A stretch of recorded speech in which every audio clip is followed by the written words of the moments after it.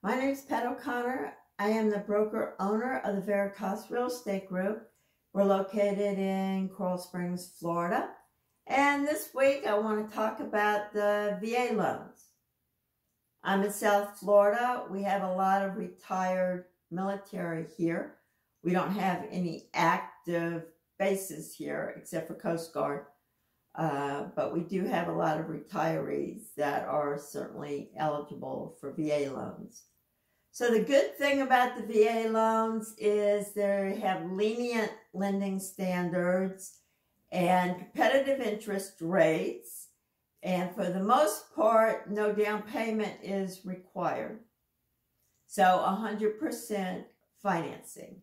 And we'll talk about the exception to that in just a minute.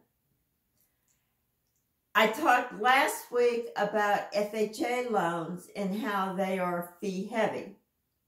VA loans are not. They do have one fee called the funding fee that they collect at closing, and you can add it to your loan balance and pay it over the course of the 30 years.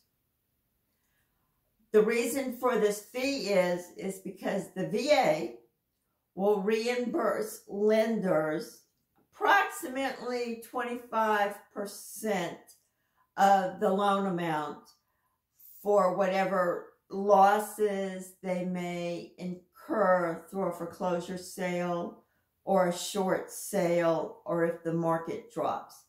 So VA loans are called partially guaranteed because the VA will contribute towards reimbursing lenders for their losses. And the way they get the reimbursement money is through this one-time funding fee. However, unlike FHA loans, there is no monthly payment that you have to make. Again, and with conventional loans, you know that you have to put 20% down, if you have less than a 20% down payment. You have to make a monthly mortgage insurance payment. So for VA loans, borrow qualifications. They cannot be dishonorably discharged, although there might be one or two exceptions to that. Active military, all the branches, including the Coast Guard. You can have 90 consecutive days of wartime duty, 181 consecutive peacetime days. National Guard or the Reserves, a minimum of 6 years of duty. If your husband or wife was a service person and died in the line of duty, you are eligible for a VA loan.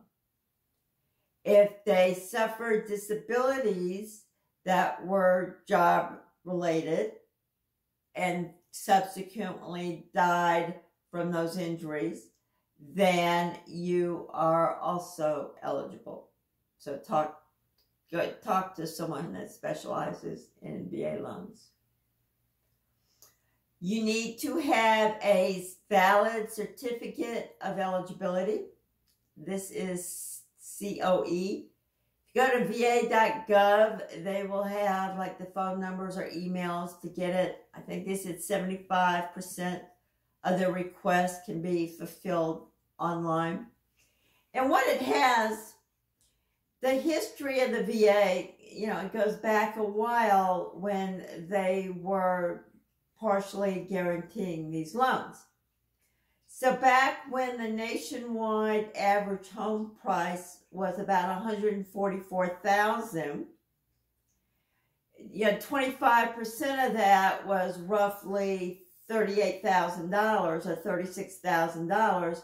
And that is now the maximum that is shown on the certificate of eligibility. So that will go to reimburse lenders for, the first part of the losses. It's this $36,000. If the amount of money is less than that, then the veteran already has an outstanding VA loan. All right. So $36,000 means they're fully entitled. And it's going to make a difference here in your down payment. So because $36,000 isn't much of a reimbursement incentive, the VA also has bonus entitlements. And that will be for people that are fully entitled, that have no other VA loans outstanding. They will reimburse the lenders roughly 25% of the loan amount above $144,000 with unlimited max. So that's what the lenders are looking at for reimbursement of losses. What it means is the VA has no requirements for a down payment if you are fully entitled. If your certificate of eligibility shows $36,000, according to the VA, you can get a jumbo loan. A jumbo loan's right now currently above $970,800. The same lending limits as an FHA loan. FHA, you still have to do the down payment. In theory, with the VA loan, you could get a $5 million, 100% finance loan. Now, the deal is lenders may not allow that.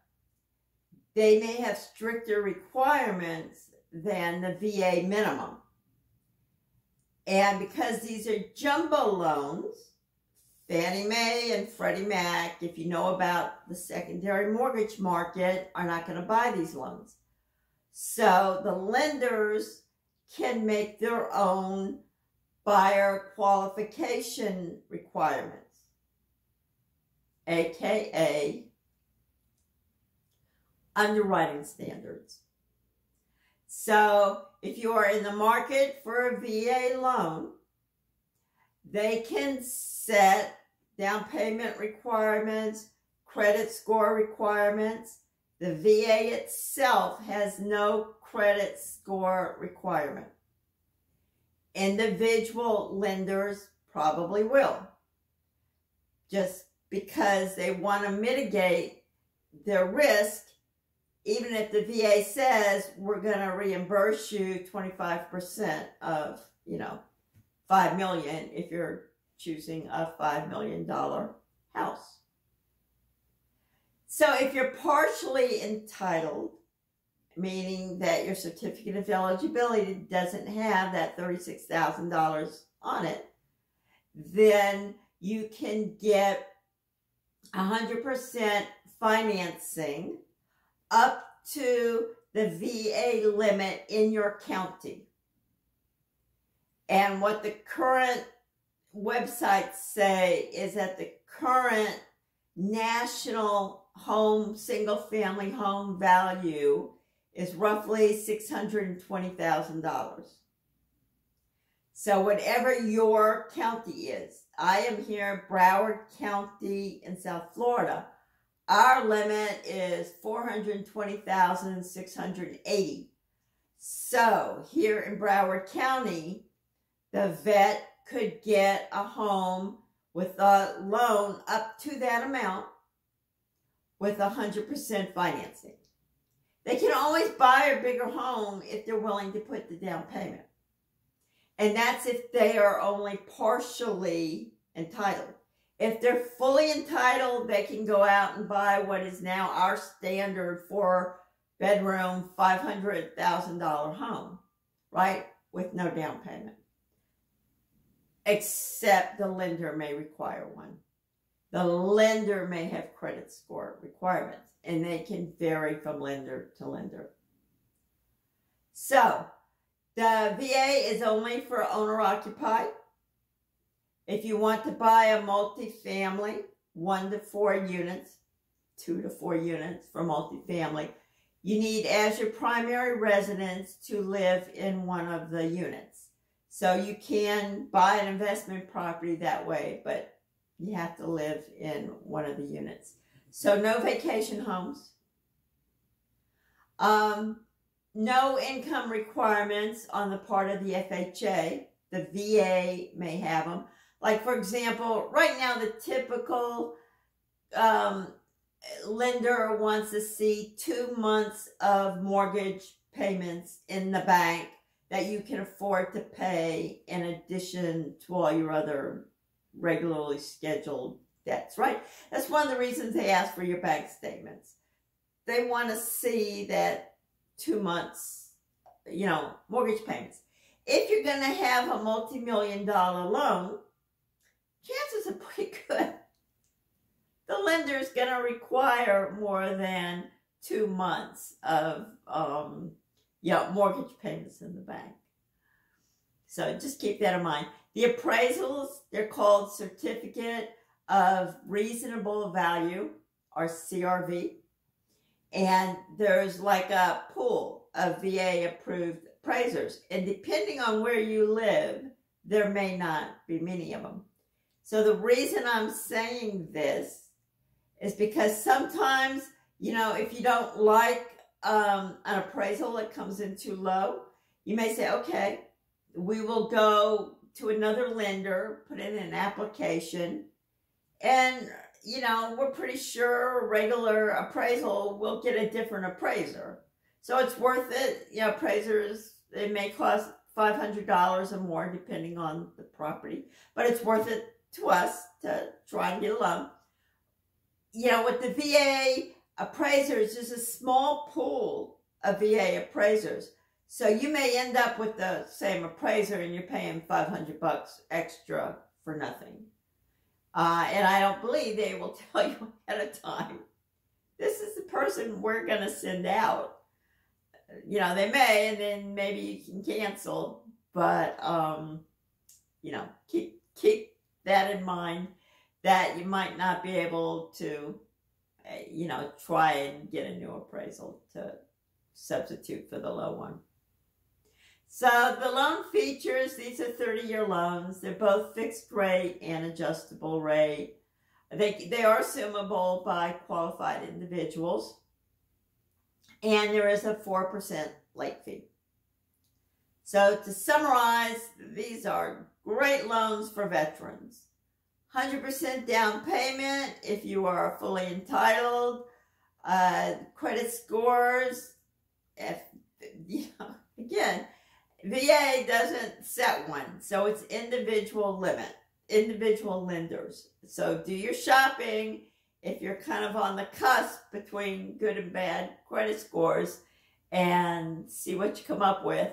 They're not going to charge you to talk to you. That's free. All right, so that's it for VA loans. I will see you next Sunday.